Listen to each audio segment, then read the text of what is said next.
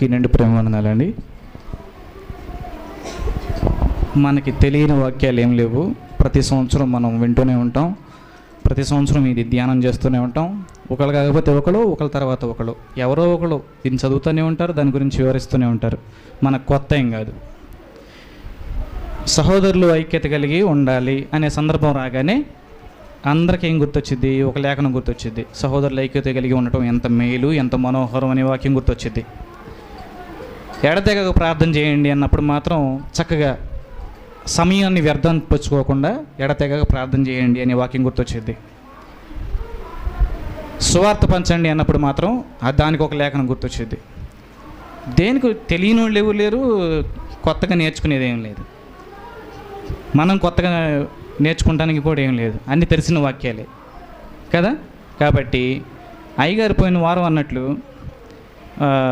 ప్రతి సంవత్సరం మనకి శుభ శుక్రవారం వస్తుంది. అలాగే నెలకు 4 ఆదివారాలు, 365 రోజులు. నెలకు 4 ఆదివారాల్లో 365 రోజులకు గాను 48 ఆదివారాలు వస్తాయి. 52 ఆదివారాలు 52 ఆదివారాలు. దాంట్లో మళ్ళీ ఇంకొక 4 పండగలు, స్పెషల్ ఈవెంట్స్, ఆల్ నైట్లు, శనివారాలు. అందులో శనివారాలు కూడా మనకి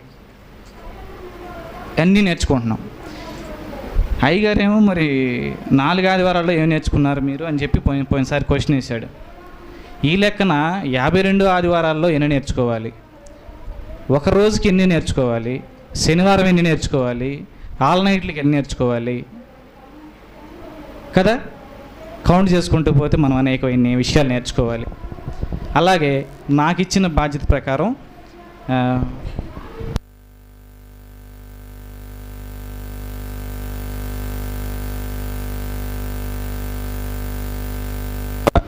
తోడైన చిన్న లేఖన భాగాన్ని, మనకి ఇచ్చిన లేఖన భాగాన్ని మనం ధ్యానించుకొని మనం ముందుకు కొనసాగిపోదాం.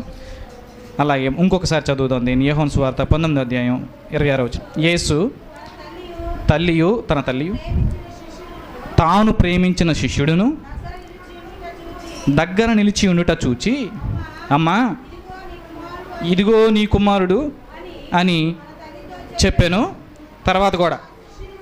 తర్వాత తన శిష్యుని చూసి ఇదిగో నీ తల్లి అని చెప్పాను.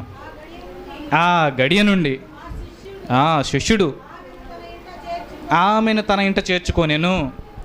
చాలమ్మా చాలు. నేను చిన్న ప్రార్థన చేస్తాను. పరిశుద్ధుడా, ప్రేమగల తండ్రి, మీకు వందనాలు. అల్పుడను, అయోగ్యుడును, జ్ఞానహీనుణ్ణి అయ్యా, నన్ను క్షమించు, మన్నించు తండ్రి. నా ప్రార్థన మన్నించు. నాతో మాతో అందరితో మాట్లాడు. నా వలన తండ్రి మీ సమయాన్ని వ్యర్థం కాకుండా తండ్రి నన్ను వాడుకో యేసయ్యా. నన్ను మరుగునపరిచి నువ్వే ముందుండి మాట్లాడు. నా జ్ఞానం ఎంతో, నా ఆరోగ్యం ఎంతో, నా బలం ఎంతో, నా శక్తి ఎంతో మీకు తెలుసు. మీ ముందు నేను అల్పుడను, అయోగ్యుడను తండ్రి. నన్ను క్షమించి మన్నించి మీరే ముందుండి మాట్లాడి నాతో మాతో అందరితో మీరు మాట్లాడి మీ నామానికి మహిమ పొందమని, మాకు కావాల్సిన ఈ ఆత్మీయ ఆహారాన్ని మాకు దయచేయమని యేసయ్య పరిశుద్ధ నామములోనే అడిగి వేడుకుని ప్రార్థిస్తున్నాను మా తండ్రి. ఆమేన్.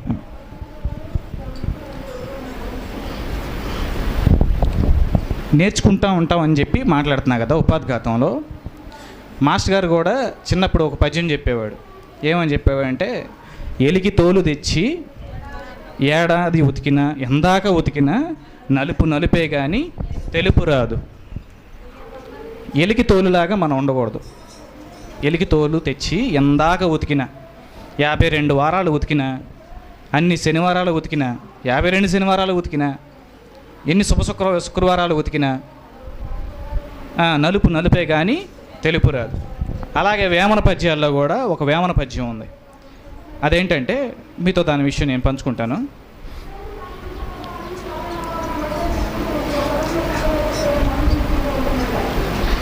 పద్యం ఏంటంటే చాలా కఠినంగా ఉండిద్ది. ఆయన అంత కఠినంగా ఎట్లా రాశాడు మరి నాకు అర్థం కాలేదు ఆ పద్యాన్ని. వేమన గారు చదువుతారు ఒకసారి. పట్టు పట్ట నేల, పట్టి విడుచట నేల, చచ్చుటే మేలు. చాలా కఠినంగా ఉండే కదా. ఎలిగి తోలు తెచ్చి ఎందాక ఉదికినా మార్పు లేకపోతే ఉపయోగం లేదు. పట్టు పట్టనేలా, పట్టి విడుచుటేలా, పట్టు పట్టుట కంటే పట్టి విడుచుట కంటే పడి చచ్చటం మేలు కదా.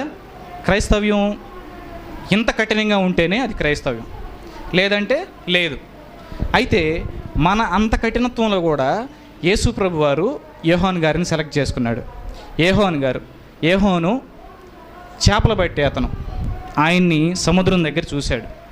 ఆయన ఒళ్ళు బద్ధకస్తుడు కాదు, పని చేయనోడు కాదు, సోమరిపోతు కాదు. అయితే వీళ్ళు కష్టపడి పని చేస్తుంటే యేసయ్య గమనించి సముద్రం దగ్గరికి వెళ్ళి ఈ కష్టాన్ని నువ్వు నా విషయంలో ఖర్చు పెట్టాలి అనే ఉద్దేశం కలిగి ఆయన్ని పిలిచాడు. ఇక్కడ మనకు ఒక లక్షణం కనపడుద్ది. కష్టపడేవారిని యేసయ్య పిలుచుకుంటాడు. యోహాను గారిని కానీ, పేతురు గారిని కానీ, సీమోను గారిని కానీ, వీళ్ళందరూ కూడా చేపలు పట్టేవాళ్ళేగా. అసలు చదువు లేదు వాళ్ళకి, మనకి చదువు లేదు. కానీ కష్టపడే ఆలోచన మనకు ఉంటే, ఆ కష్టం చేసే పరిస్థితి మనలో ఉంటే ఖచ్చితంగా యేసయ్య మనల్ని పిలుచుకుంటాడు, వాడుకోవడమే కాకుండా బాధ్యతల్ని అప్పగిస్తాడు. అవునా? బాధ్యతలను ఈ లక్షణం మనకి యోహాను గారిలో కనపడతా ఉంది. తర్వాత మనం చూస్తే శృంగారమును దేవాలయం దగ్గర పేతురు గారు, యోహాను గారు ఇద్దరు లోపలికి వెళ్ళే సమయంలో అక్కడ ఎవరు కనిపించాడు? పుట్టు గుడ్డివాడు కనపడంగానే అక్కడ ఒకటి చెప్పారు. ఏం జరిగింది? అయ్యా మీ దగ్గర ఏమైనా ఉంటే నాకు ఇవ్వండి అని. ఆయన ఎక్స్పెక్ట్ చేసింది వేరు, పుట్టు గుడ్డివాడు ఎక్స్పెక్ట్ చేసింది వేరు. మా దగ్గర ఉన్నదే మీకు ఇస్తానని చెప్పి వీళ్ళు, ఈయన దగ్గర ఒక లక్షణం కూడా ఉంది, స్వస్థపరచాలి అన్న ఆతృత. ఆ డబ్బులు అడిగే డబ్బులు 1000 ఎప్పుడన్నా అయ్యగారి దగ్గర నా దగ్గర డబ్బులు లేకపోతే అయ్యగారికి ఫోన్ చేసి అయ్యా ఫోన్పేలో 100 రూపాయలు ఏమనగా నేస్తాడు. కాదు నీ పరుసు నిండును గాక అనొచ్చుగా ఆయన 100 రూపాయలు వేస్తాడు. కానీ ఇక్కడ మనం యోహాను గారి దగ్గర చూస్తే ఆయన ఏదో ఎక్స్పెక్ట్ చేసి అడిగాడు. ఆ ఉద్దేశం వాళ్ళకి తెలుసు. నువ్వు ఇలా ఉండటం కాదు, అడుక్కోవడం కాదు, నువ్వెప్పుడు ఇక్కడే కూర్చోవటం కాదు, కానీ నువ్వు లేవాలి, నువ్వు సేవకుడు అవ్వాలి. అక్కడ నుంచి మళ్ళీ ఆ దేవాలయం దగ్గర ఆ పుట్టుగుడ్డివాడు కనిపించినట్టుగా అసలు ఈ చరిత్ర పుస్తకంలో ఎక్కడ లేదు. లేచి తన మనసు పరిపెత్తుకొని వెళ్ళిపోయాడు. మళ్ళీ ఆయన సేవ చేసాడే కానీ, దెక్కపల్లిలో సేవ చేసాడే కానీ మళ్ళీ తిరిగి వచ్చి అక్కడ కూర్చొని మళ్ళీ అడుక్కోవాలి. అట్లాగే ఈ సేవకుడు అయ్యాడు, పని చేసేవాడు పిలుచుకున్నాడు, యేసుప్రభు పిలిచాడు, పిలవగానే ఆయన వచ్చాడు, సేవకుడు అయ్యాడు. సేవకుడిని తయారు చేశాడు. పని చేయటమే కాకుండా సేవకుల్ని ప్రిపేర్ చేయటంలో ఆయన సిద్ధహస్తుడయ్యాడు. అలాగే మనం మొదటి నుంచి కనిపించినట్టయితే మొదటి సమూయేలు గ్రంథం చూద్దాం ఒకసారి. మొదటి సమూయేలు గ్రంథం 3వ అధ్యాయం కొన్ని లక్షణాలు చూద్దాం మనం. ఇదంతా నేను ఎందుకు చెప్తున్నానంటే యోహాను గారిని ఎందుకు సెలెక్ట్ చేశాడు, తన తల్లి బాధ్యతలు ఎందుకు అప్పగిచ్చాడు, ఆయనలో అంత ఏం చూశాడు యేసయ్య, క్వాలిటీస్ ఏం చూశాడు, అది ఆ లక్షణం ఏం చూశాడు. బాలుడైన సమూయేలు ఏలి ఎదుట యెహోవాకు పరిచర్య చేయుచుండెను. ఒక వ్యక్తి వచ్చి పరిచర్య తప్పకుండా చేయాలి. ఆ పరిచర్య చేసే లక్షణాన్ని యెహోవా చూశాడు. యోహాను గారు కష్టపడే లక్షణాన్ని యేసయ్య చూశాడు. పిలుచుకుంటాడు. ఫస్ట్ పిలుపు అనేది ఉండిద్ది మీకు. ప్రతి విషయంలోనూ పిలుపు అనేది ఖచ్చితంగా ఉండాలి. పిలుపు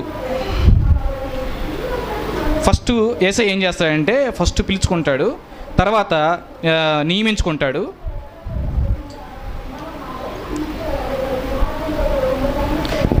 చూశారు కదా సమూయేలు గ్రంథం, ఎంతలోకి తీస్తాను. సమూయేలు గ్రంథం తర్వాత 4వ వచనం చూడండి. యెహోవా సమూయేలుని పిలిచెను, అతడు చెప్పి పోయి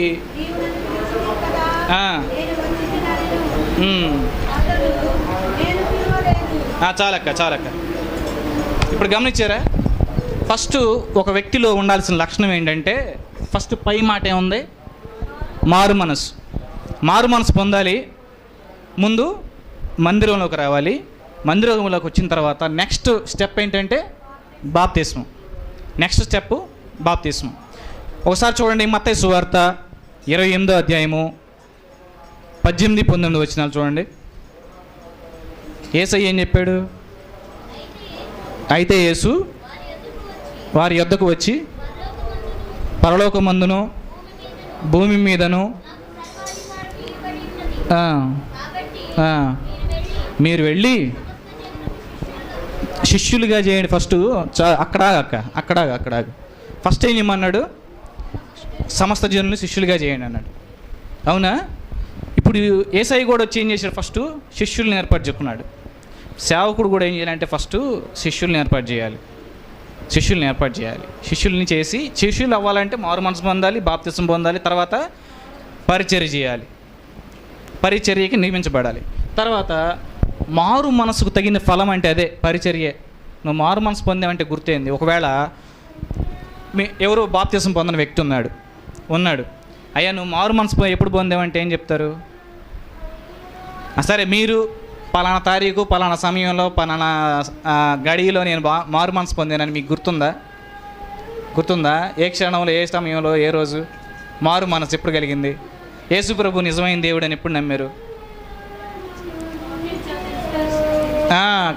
ఆల్మోస్ట్ కొంతమందికి ఉండొచ్చు, కొంతమందికి అసలు గుర్తుండదు. గుర్తుండేది ఏంటంటే బాప్తిసం పొందిందే గుర్తుండిద్ది. ఎప్పుడు మారు మనసు పొందామంటే ఎవ్వరు చెప్పరు. ఆల్మోస్ట్ నాకు పలానా సమయం, పలానా క్షణంలో నేను మారు మనసు పొందిన అంటకు లేదు. నాకైతే మారు మనసు పొందడానికి 4 రోజులు పట్టింది. ప్రార్థనకి వెళ్ళినప్పుడు, నేను చిలకలూరుపేట వెళ్ళినప్పుడు మామూలుగా ఫోటో స్టూడియోలో ఉంటే ఫస్ట్ నువ్వెవరివి అని అడగకుండా ఉండటం కోసం బొట్టు పెట్టుకున్నా. అంటే ఫోటోలు ఇటాకి వెళ్ళగానే ఈ అబ్బాయి ఫోటోలు అబ్బాయి, ఈ అబ్బాయి ఏ జాతికి చెందినోడు అని అడగకుండా ఉండటం కోసం బొట్టు పెట్టుకుని వాళ్ళకి కనపడ్డా. ఈడు మనోడే అనుకున్నారు. వాళ్ళందరూ నవగ్రహాల చుట్టూరు తిరుగుతుంటే నేను కూడా వాళ్ళతో పాటు కెమెరా తీసుకుని వెంటబడి తిరిగా. వాళ్ళు ఏమనుకున్నారు? వీడు మనతోడు తిరుగుతున్నాడు కాబట్టి వీడు మనోడే అని అనుకున్నారు. వాళ్ళు కొట్టేసి కొబ్బరికాయ కొట్టగానే అందరికీ కొబ్బరికాయలు తీసుకొస్తారు, బస్తానండా తీసుకొస్తారు. అక్కడికి ఎంతమంది వచ్చారో, ఎంతమంది మొక్కున్నారో అందరూ తీసుకొస్తారు. అందరూ తల కొబ్బరికాయ ఇస్తారు. నాకు కూడా ఇచ్చారు, నేను కూడా కొట్టా. ఇదే నా ప్రారంభం. నా కుటుంబంలో వాళ్ళు వాటి గురించి తెలియదు కాబట్టి వాళ్ళకి చెప్తే నన్ను ఎక్కడ కొడతారు, ఎక్కడ తిడతారో అని చెప్పి మా అమ్మకి చెప్పేవాడిని కాదు, మా వాళ్ళకి చెప్పేవాడిని కాదు. కొంచెం మొహమాటంగా ఉండేవాడిని. అక్కడ చేసే కార్యాలన్నీ చేసేవాడిని. మన ఊర్లో నా స్నేహితులు నాతో పాటు వచ్చి కొబ్బరి పెడితే తిన్నవాళ్ళు ఉన్నారు, ప్రసాదం పెడితే తిన్నవాళ్ళు ఉన్నారు. నేను లోపలికి వెళ్ళి అన్ని కార్యాలు ముగించుకుని వచ్చిన తర్వాత వాళ్ళు నాతో చేసేవాళ్ళు. అయితే నేను మారు మనసు పొందడానికి, యేసు ప్రభువే దేవుడు అని కన్ఫర్మ్ చేసుకోవడానికి, అనుమానాల మధ్య, కొట్టుమిట్ల మధ్య నేను కన్ఫర్మ్ చేసుకోవడానికి 4 రోజులు పట్టింది నాకు.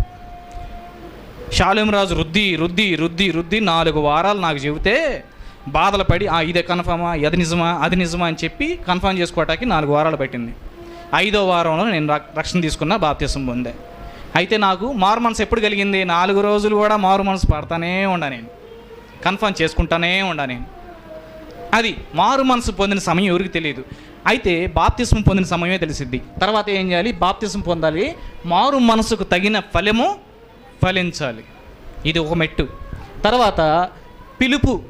ఇప్పుడు యేసయ్య ఏం చేశాడు? శిష్యుల్ని పని చేసుకునే వాళ్ళని, 2 అబ్బాయిలు మిమ్మల్ని చేపలు పట్టుకునే వాళ్ళని కాదు కానీ మనుషుల్ని బట్టి, ఆత్మలను బట్టే వాళ్ళని జాలాలుగా చేస్తాను రండి అన్నాడు. పిలుపు. ప్రతి వ్యక్తికి పిలుపు ఉండిద్ది. అప్పుడే సేవలోకి రావాలి. తర్వాత అభిషేకం. చంటిబాబు గారు ఎప్పుడన్నా అభిషేకం పొందకముందు ఎవరికన్నా బాప్తిసం ఇచ్చాడా? మీకు తెలిసి మీరు పూర్వం నుంచి ఉన్నారు కదా. అభిషేకం పొందకముందు ఎవరికన్నా బాప్తిసం ఇచ్చాడా? ఎందుకు? అది నియమం, పునాది. కాబట్టి ఆ లక్షణం అభిషేకించబడిన తర్వాత పంపబడడం. ఒక దైవజనుడి దగ్గర ఎదగాలి.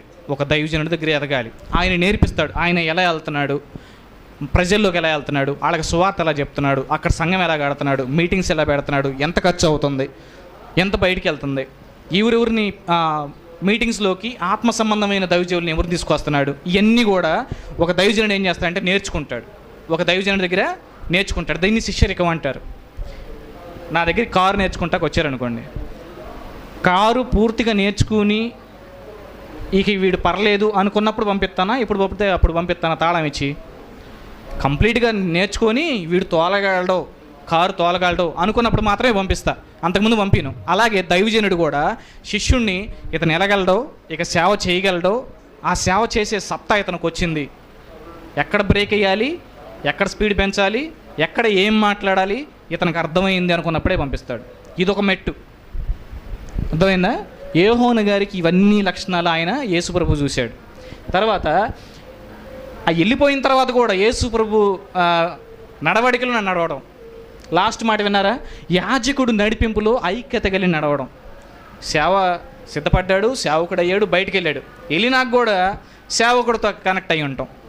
అర్థమవుతుందా నా మాటలు? మీకు అర్థమవుతుంది కదా? నా మాటలు కొంచెం పల్లెటూరు భాషలో ఉంటాయి, ఎందుకంటే ఇక్కడే పెరిగాను కాబట్టి, మీ మధ్య పుట్టి పెరిగాను కాబట్టి పేర్లపడు భాష నాది, మీకు అందరికి అర్థమైద్దని అనుకుంటున్నా.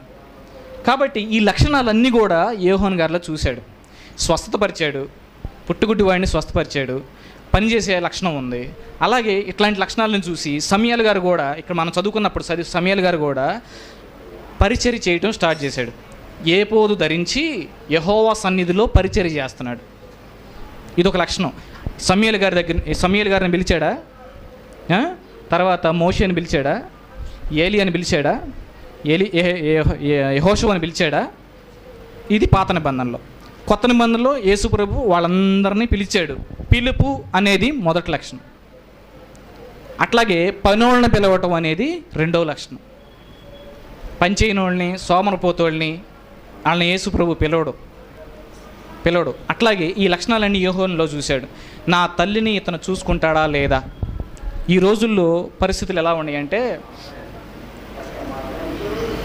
ఈ రోజుల్లో పరిస్థితులు, ఒక అమ్మ ఉంది, ఆమెకు ఆల్రెడీ ఆరోగ్యం బాగోకపోతే వాళ్ళు ఏం చేస్తున్నారంటే వెళ్ళి భూమిలో గుంట దవ్వేసి గుంటలో పాతి పెట్టేసేద్దాం బతికొండగానే అనుకుంటున్నారు. ఇప్పుడు తల్లిని అలా చూస్తున్నారు.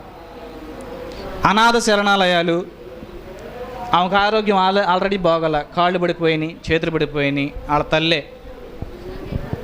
ఇక పూర్వం సాలీలు ఉంటారుగా, మగ్గం నేర్చేవాళ్ళు, వాళ్ళు ముసలోళ్ళు అయిపోగానే అట్ట పాతి పెట్టేవాళ్ళు, మెడ వరకు పాతి పెట్టేవాళ్ళు, చనిపోగానే పూర్తి చేసేవాళ్ళు.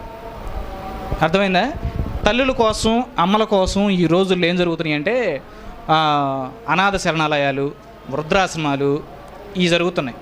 అయితే బైబిల్లో మనం చూసినట్లయితే ఇప్పటిదాకా కూడా చరిత్రలో ఎక్కడ కూడా మరియమ్మ తల్లిని ఆయన చనిపోయిన దాకా ఒకలాగా, చనిపోయినాక యేసుప్రభు వెళ్ళిపోయిన తర్వాత ఒకలాగా అమ్మని చూడలా. ఆమెను ఎప్పుడు ఒకలాగే చూశాడు. కాబట్టి ఆయనలో ఆ లక్షణాలు ఆయన చూశాడు. అయితే మనం ఒక మనుషులకి ఎట్లాంటి లక్షణాలు ఉంటాయంటే, నేను కారు వెళ్తుంది అనుకోండి, నా కారు బండి ఇలా వెళ్తూ ఉండిద్ది, ఒక రేంజ్లో వెళ్తూ ఉండిద్ది. నేను అవతల నుంచి కొంచెం వాడిని దాటి కొంచెం స్పీడ్గా వెళ్తున్నా. నేను వెళ్ళేటప్పుడు యువతలోడికి ఎక్కడ లేని కోపం వచ్చింది. ఈడెవుడు నాకన్నా స్పీడ్ వెళ్తున్నాడు, ఆడు నా బామర్ది కాదు, నాకు పిల్లనిచ్చిన మామ కాదు, నా ఫ్రెండ్ కాదు, నాకు ఏ కోపం లేదు, ఏ పగ ప్రతీకారం లేదు. కానీ కేవలం నేను ముందెళ్తుంటే నాకన్నాడు ముందెళ్తున్నాడు అన్న ఇగో అప్పటికప్పుడే హృదయంలో నుంచి వచ్చేసింది. నిజంగా రోడ్ల మీద జరుగుతుంది ఇదే. ఒక బైక్ వేసుకుని వెళ్తున్నాడంటే పక్కన ఇంకో బైక్ కూడా దాడుతున్నాడంటే ఆడు వీడేంది నాకన్నా ముందు వెళ్తున్నాడని చెప్పి వీడి ముందు స్పీడ్ స్టార్ట్ అవుతాడు. హృదయంలో ఎక్కడి నుంచో రాదండి కుళ్ళు, హృదయంలోకి ఎక్కడి నుంచో రాదు. ఆల్రెడీ మనలో నివాసం ఉంటుంది కుళ్ళు, మనలో నివాసం ఉంటుంది. ద్వేషభావం వచ్చేస్తుంది, మనిషిని ఓర్చుకోలేకపోతున్నాడు.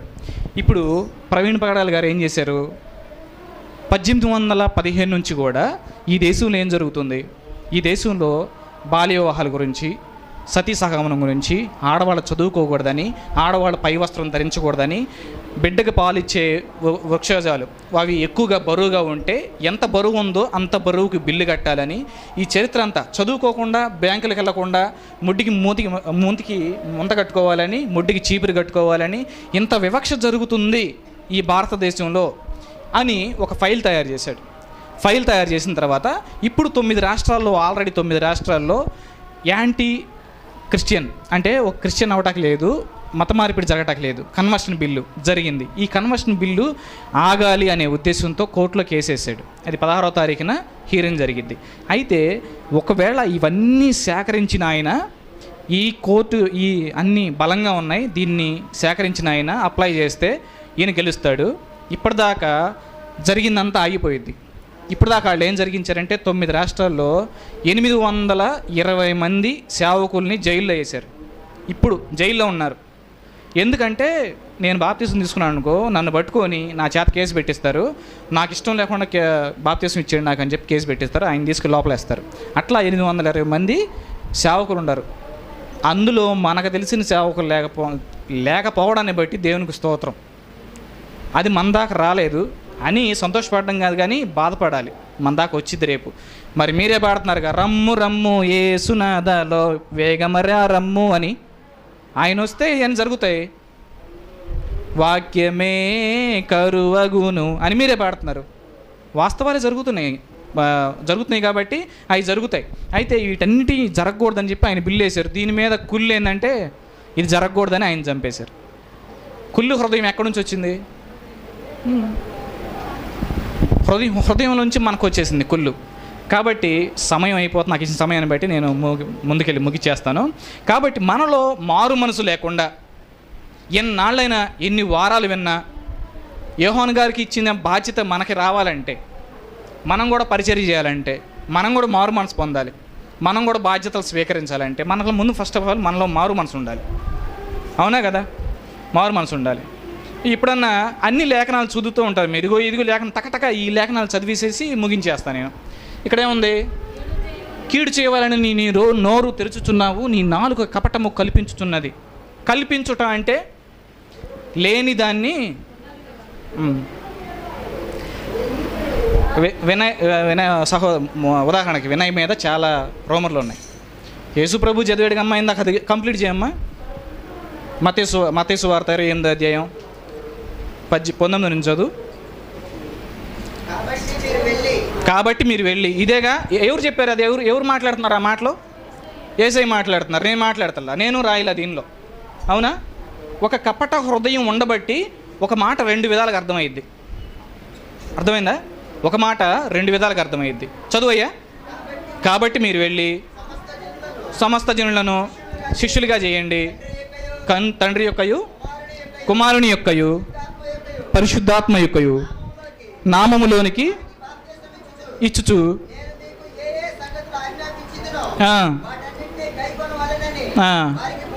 చాలు. ఇదేగా మనం అందరం చెబుతుంది.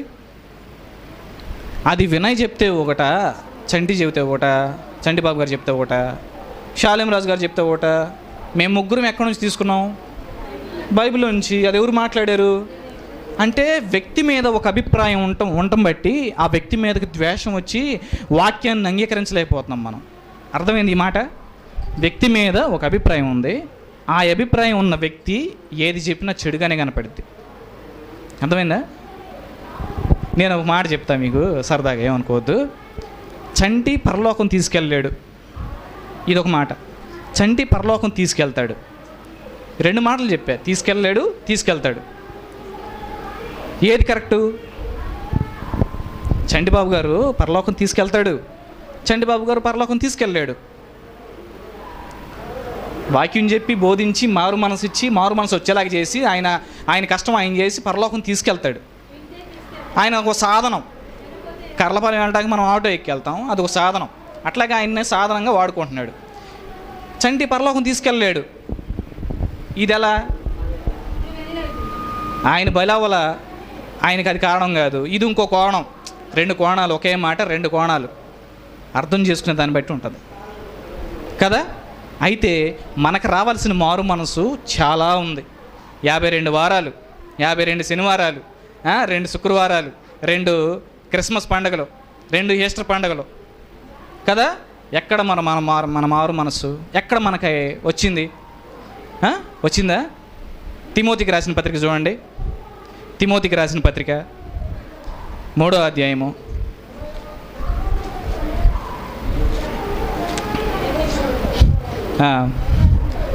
3వ అధ్యాయం నుంచి 3వ వచనం నుంచి అక్క. తిమోతికి రాసిన పత్రిక మొదటి పత్రిక అక్క, 3వ అధ్యాయం 3వ వచనం నుంచి. ఇది ఒకటి చదివించేసి అధ్యక్ష పదవి అధ్యక్షుడు నిందారహితుడును ఏకపత్ని పురుషుడికి. ఇక్కడ చూడండి, ఏకపత్ని పురుషుడు అంటే నా విషయం తీసుకోండి. నాకు 2 పెళ్ళిళ్ళు అయినాయి. ఏకపత్ని పురుషుడు అంటే 2 పెళ్ళిళ్ళు అయినోడు అని కాదు, ఒకేసారి 2 కుంపట్లు పెట్టినోడు అని అర్థం. ఇందాక ఒక మాట మీనింగ్ వచ్చింది, అవునా? ఇక్కడ కూడా ఒక మాట మీనింగ్ వచ్చింది. నాకు 2 మ్యారేజ్లు అయినాయి. 2 మ్యారేజ్లు అయినోడు అని కాదు, ఇక్కడ 2 పెళ్ళిళ్ళు చేసుకున్నవాడు అని కాదు. ఒక్క ఏకదాటిగా ఒకరోజు ఒక ఇంటికి వెళ్ళి సాయంత్రానికి మళ్ళీ ఇంకో ఇంటికి వెళ్ళేవాడు అని అర్థం. ఇది బయట వాళ్ళకి చెబితే అట్ట అర్థం చేసుకుంటారు. వినాయకి 2 పెళ్ళిళ్ళు అయినాయి అట్టంటోడు అసలు మాట్లాడకూడదని. ఆ లెక్కన యేసుప్రభు అన్నాడు, పరిత్యాగ పత్రిక ఇస్తే చేసుకో అన్నాడు. నిజాయితీగా నేను పరిత్యాగ పత్రిక ఇచ్చి చేసుకున్నా, అవునా? ఈ మాట ఎట్ట అర్థం చేసుకోవచ్చు? ఇది అర్థం చేసుకునే రీతిలో అర్థం చేసుకోవాలి. చంటిబాబు గారు పరలోకం తీసుకెళ్ళలేడు, చంటిబాబు పరలోకం తీసుకెళ్తాడు. అది తర్వాత అక్క, మితానుభవం గలవాడు, స్వస్థ బుద్ధి గలవాడు, మర్యాదస్తుడు, అతిథి ప్రియుడు, బోధింపదగినవాడు, మద్యపానీయు కాక సాత్వికుడును, జగడమాడు. ఒక్క నిమిషం, జగడం ఇవన్నీ మనకు తెలుసు, అన్నీ తెలుసు. అస్సలు ప్రతి సందర్భంలో మనకు ఒక వాక్యం గుర్తొచ్చేది. ఇన్ని సంవత్సరాలు వింటున్నాం కదా, ప్రతి సందర్భంలో మనకు ఒక వాక్యం గుర్తొచ్చేది. ఇది కూడా మన హృదయంలో పెట్టుకోవాలి. జగడం ఆడకూడదు. ఫస్ట్ ఆఫ్ ఆల్ కూర్చొని పర్టికులర్గా మాట్లాడాలి, సమాధానంగా మాట్లాడుకోవాలి, జగడం ఆడకూడదు. ఇది నువ్వు పాటించలేదంటే నీ చిన్నప్పటి నుంచి నువ్వు చర్చికి రావడం వేస్ట్. ఇందాక వేమని చెప్పాడు, ఏం చెప్పాడు? పట్టు పట్టనేలా పట్టు విడుచుటేలా, పట్టి విడుచుట కంటే పడి చావడం మంచిదని. నేను వ్యక్తిగతంగా చెప్తా, బజార్లో నుంచోబెట్టి నన్ను కొట్టి, కాళ్ళు చేతులకు కొట్టి, తలకాయ పగల కొట్టి, గుండు చేసి బొట్లు పెట్టి గాడిద మీద ఊరేగించిన కొన ప్రాణం ఉందనుకో, ఆఖరి కొన ప్రాణం ఉందనుకో, ఆ కొన ప్రాణాన్ని బట్టి నేను సత్యం ప్రకటిస్తా, సువార్త బోధిస్తా. నేను చావు బతుకుల్లో కొన ప్రాణం ఉండగాని ఈ పద్యాన్ని నేను పాటిస్తా. పట్టుటేలా పట్టు విడిచిటేలా నేను విడవను. పట్టును విడిచిపెట్టే కన్నా పడి చచ్చుటే మేలు. అట్లా ఉండాలి క్రైస్తవ్యం. ఈ లేఖనం, ఈ వాక్యం మన జీవితాల్లో దేవుడు నెలకొల్పును గాక. ఆమేన్. జగడం ఆడకూడదు. అలాగే ఇదే లేఖనం మళ్ళీ తీతుకు రాసిన పత్రిక 1వ అధ్యాయం 6వ వచనంలో ఉంచండి. ఎవడైనను నిందారహితుడును అక్కడాగు. ఒకే మాట 2 సార్లు మాట్లాడా. మళ్ళీ ఏకపత్ని పురుషుడు అంటే 2 కుంపట్లు పెట్టేవాడు కాదు. ఒకే రోజు ఉదయం ఒక ఇంట్లోకి, సాయంత్రం ఒక ఇంట్లోకి వెళ్ళేవాడు కాదు. అట్లని కదా అర్థం. ఒక్క భార్యతోనే ఉండేవాడు అని అర్థం. 2 పెళ్ళైనా ఎప్పుడు ఒక్కదాంతోనే ఉండేవాడు అని అర్థం. తర్వాత నెక్స్ట్ చూడు, దుర్వ్యాపార విషయంలో నేరాలు మోపకూడదు. మనం ఏ వ్యాపారం అయినా కావచ్చు, మామూలు మాటల విషయాలైనా కావచ్చు, దేంట్లోనైనా మనం నేరం మోపకూడదు. ఉన్న మాటను ఉన్నట్టే చెప్పాలి, లేని మాటలు లేనట్టే చెప్పాలి. దానికి కల్పించి చెప్పేవంటే కళ్ళలాడు నాలుక, నాకు కొంచెం నత్తుందిలే. కళ్ళలాడు నాలుక యెహోవాకి హేయము అంటే పెంట అని అర్థం. పచ్చిగా చెప్తున్నా. ఆ నాలుకను చూస్తే, ఆ వ్యక్తిని చూస్తే యెహోవా కంట పెంటను చూసినట్టు ఉండిద్దంట. మనం అట్లా కనపడతాం యేసయ్యకి. ఉన్నది ఉన్నట్లే మాట్లాడాలి, లేనిది లేనట్లే మాట్లాడే. తర్వాత ఈ లక్షణాలన్నీ మనం లేకపోతే యేసయ్య మనకి బాధ్యతను అప్పచెప్పాడు. ఇది చూసే యోహానికి ఏం అప్పచెప్పాడు? తన తల్లి బాధ్యతను అప్పచెప్పాడు. మళ్ళీ ఎప్పుడు కూడా ఆయన విషయంలో, ఆయన జీవితంలో రిమార్క్ రాల. ఆయన యోహాను సువార్త రాశాడు. 1 యోహాను, 2 యోహాను, 3 యోహాను, ప్రకటన గ్రంథం రాశాడు. ఎంత గొప్పడైతే రాశాడు. ఆయన జీవిత చరిత్ర చూస్తే ఎక్కడ కూడా మనకు ఆయన రిమార్క్ కనపడదు. యోహాను సువార్త 1వ అధ్యాయం 1వ వచనంలో ఆయన యేసు ప్రభు దేవుడు అనడానికి రుజువులు ఇచ్చాడు. ఎంత జ్ఞానం, అంత జ్ఞానం ఇంకా ఆల్మోస్ట్ చాలామంది ఇచ్చారు. పేతురు గారు రోమిలికి రాసిన పత్రికలో 9:5-9 పితరులు వీరి వారి శరీరమును బట్టి ఈయన ఆయనలో పుట్టాడని చెప్పి లేఖనం ఇచ్చాడు. యోహాను గారు మాత్రం పర్టికులర్గా యేసుక్రీస్తు దేవుడు అనే మాటలో ఆయన చెప్పాడు. ఒక్కసారి ఈ ఒక్క లేఖనం చదివేసి నేను ముగిచ్చేస్తా. 5వ అధ్యాయము 17-18 చదవండి. యోహాను సువార్త 5వ అధ్యాయం 17-18 వచనాలు. యేసుక్రీస్తు దేవుడు. అన్యులు అడుగుతూ ఉంటారు, అసలు పౌలు గారు అంటే యేసుప్రభు మీద ప్రేమ ఉండి ఆయన దేవుడు అని చెప్పాడు. పేతురు గారికి యేసుప్రభు మీద ప్రేమ ఉండి ఆయన దేవుడు అని చెప్పాడు. యోహాను గారు దేవుడు అంటే ప్రేమ ఉండి ఆయన దేవుడు అని చెప్పాడు. అసలు దేవుడు ఎప్పుడన్నా నేను దేవుడిని అని చెప్పుకున్నాడా అని అన్యులు ప్రశ్నలు వేస్తారు. ఆ ప్రశ్నకి ఆన్సరు మొత్తంలో యోహాన్ గారు ఇచ్చాడు. ఈ ఒక్క లేఖనం రుజువు. చదువు. అయితే యేసు 17-18 వచ్చిన 5వ అధ్యాయం 17-18 వచ్చినాను. విశ్రాంతి దినాచారము మీరుట మాత్రమే కాక దేవుడు ఎవరని మీరు చెప్తారా? దేవుడు మన సొంత తండ్రి అని చెప్తారా? సొంత అని చెప్పలేరు. దేవదూతలు చెప్తారా సొంత అని? సొంత అనే మాట యేసు ప్రభు వాడాడు, సొంత తండ్రి అని చెప్పి. తర్వాత దేవుడితో నేను సమానం అని చెప్పాడు. ఆయన నేను ఈక్వల్. తక్కిట్లో అటు ఒక 50 కేజీలు రాయ, ఇటు ఒక 50 కేజీలు రాయేస్తే ఏది దూకిద్ది? సమానంగా దూకిద్ది. అక్కడ యేసు ప్రభు తన నోటితో తాను ఏం చెప్పాడంటే ఆయనతో నేను సమానం, ఈక్వల్ అని చెప్పాడు. తర్వాత ఆయన దేవునితో సమానంగా చేసుకున్నాడంట. ఇందు నిమిత్తమే యూదులు సత్యం చెబుతుంటేనండి ఏమండి, సత్యం చెప్తే హల్లెలూయా, సత్యం చెప్తే అంతే. సత్యం చెప్తే మనకి విరోధులు అవుతారు. మనం ఆయన మొన్న వాక్యంలో ఏం చెప్పాడు? మిమ్మల్ని నేను తోడేళ్ల మధ్యలోకి గొర్రెపిల్లలాగా పంపిస్తానని చెప్పాడు. తోడేళ్ళు ఎప్పుడు అని చెప్పి గొర్రెపిల్లల వంక కోపంగానే చూస్తూ ఉంటాయి. కానీ గొర్రెపిల్లలు ఏమో అసత్యమా? కాదు. సత్యం చెప్తే అంతే. సత్యం చెప్తే ఇకనైనా దేవుడు మనకు మారు మనసునిచ్చిన గాక. ఇదిగో ఈ ఒక్క లేఖనం 2 లేఖనం చూపిస్తాను. ఇక్కడ నోరు జాగ్రత్త అని చెప్పాడు కదా. మన నోరు అదుపులో ఉంచుకోవాలి, గొడవలు ఆడకూడదు, తగాదలు ఆడకూడదు. తర్వాత యోహాను గారికి ఎన్ని లక్షణాలు, తల్లిని సంపాదించుకునేన్ని, బాధ్యతలు అప్పగించుకునేన్ని తీసుకొచ్చి పెట్టింది. అంత బాధ్యతని, అంత విలువను తీసుకొచ్చి పెట్టింది. ఆ విలువను తీసుకొచ్చి పెట్టింది, అది నేను చెప్పబోతున్నాను. తర్వాత ఇది చదవండి, కీర్తనలు 57:4. అక్కడ చదవద్దు, ఇక్కడ చదవండి. నేను ఆల్రెడీ ప్రిపేర్ చేసి పెట్టాను. ఉన్నది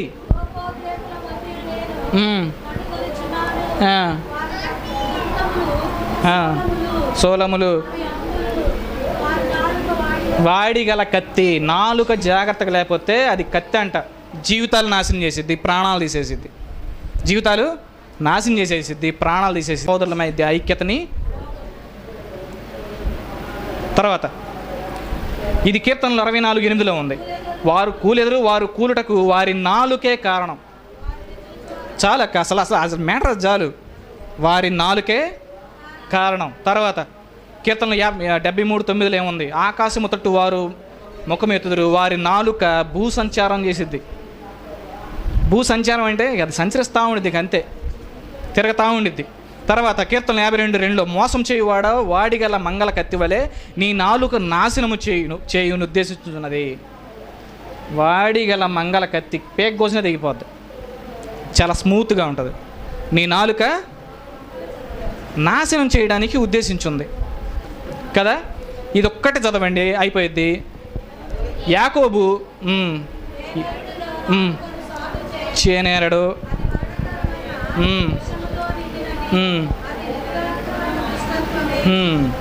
దీనితో తండ్రి అయిన ప్రభువును స్తుతింతుము, దీనితోనే దేవుని పోలికగా పుట్టిన మనుషులను శపింతుము. 2 పనులు చేస్తాం. దేవుని స్తుతిస్తాము, దాంతోనే శపిస్తాం. ఏమైపోయినాయో మరి 52 వారాలు, 52 శనివారాలు, 4 పండగలు. ఎలికి తోలు తెచ్చి ఎందాక ఉతికినా నలుపు నలుపే కానీ తెలుపు రాదు. ఇది క్రైస్తవంలో ఉండకూడదు. యోహానులాగా మనం కూడా కష్టపడేవాడిగా ఉండాలి, నిజాయితీగా ఉండాలి, సేవ చేసేవాడికిలా ఉండాలి, శిష్యుల్ని సంపాదించుకునేవాడికిలాగా ఉండాలి. శిష్యుల్ని రక్షణ ఇప్పించి, బాప్తిస్మం ఇప్పించి, వాళ్ళని మళ్ళీ శిష్యులుగా చేసి బయటికి పంపించేవాళ్ళుగా మనం ఉండాలి. మనల్ని మనం కాపాడుకోవాలి. క్షమించండి ఎక్కువ సమయం తీసుకున్నందుకు. చిన్న ప్రార్థన చేసి ముగిస్తాను. ఒక విషయం ఏంటంటే, నాకు ఎవరి మీద కోపం లేదు. ఈ ఊరు మొత్తాన్ని నేను ప్రేమిస్తున్నాను. మీరందరూ నా తల్లులు. నేను ఇక్కడుండి చెప్తున్నా, బలిపీఠం మీద ఉండి చెప్తున్నా, నాకు ఎవరి మీద కోపం లేదు. ఒకవేళ వాక్యం ఎరగకుండా ఆ వాక్యానికి వ్యతిరేకంగా ప్రవర్తించే వాళ్ళు ఎవరైనా ఉంటే నాకు ఎలా కనిపిస్తారంటే చిన్నపిల్లలాగా కనిపిస్తారు. అవకాశం లేదు, క్షమించమని అడిగాను. ఒకవేళ అవకాశం ఉంటే కాళ్ళు పట్టుకుని అడిగేవాడిని. క్షమించండి, మీరందరూ నా అన్నదమ్ములు, నా తండ్రికి పుట్టినవాళ్ళు. మిమ్మల్ని అందరూ నేను ప్రేమిస్తాను. నిజంగా నా తండ్రి ఆన అయ్యొద్దన్నాడు, కానీ నేను మీ అందరికీ చెప్తున్నా, నేను అందరిని ప్రేమిస్తున్నా. అందరూ నా తల్లులు, నా తండ్రులు, నా సహోదరులు, నా అన్నదమ్ములు. కాబట్టి వాక్యమే చెప్పాను. వ్యక్తిని బట్టి, వ్యక్తి మీద ఉన్న మనస్తత్వాన్ని బట్టి వాక్యాన్ని పక్కన పెట్టవద్దు ఎప్పుడు. ఈ వాక్యం విలువైంది. ఇక నుంచి అయినా మన అందరం కూడా పట్టనేలా క్రైస్తవ్యాన్ని, యేసు ప్రభువుని పట్టనేలా, పట్టి విడుచుటేలా. అసలు యేసు ప్రభువుని పట్టి విడుచుట కంటే పడి చచ్చుటే మేలు. అవునా? ఈ వాక్యాన్ని నేను చెప్పినట్లుగా నా సహోదరుడు చెప్పాడన్నట్టుగా గుర్తుపెట్టుకోండి. ఎప్పుడు యేసు ప్రభువుని విడిచిపెట్టొద్దు. యేసు ప్రభు వాక్య లేఖనాన్ని విడిచిపెట్టొద్దు. యోహాను గారిలో ఉన్న లక్షణాలు, దైవ సేవకుల్లో ఉన్న లక్షణాలు అన్నీ మనలో నెలకొల్పుకుందాం. వాటి ప్రకారం మనం నడుద్దాం. ఆమేన్, ఆమేన్. చిన్న ప్రార్థన చేస్తాను. పరిశుద్ధుడా, ప్రేమగల తండ్రి,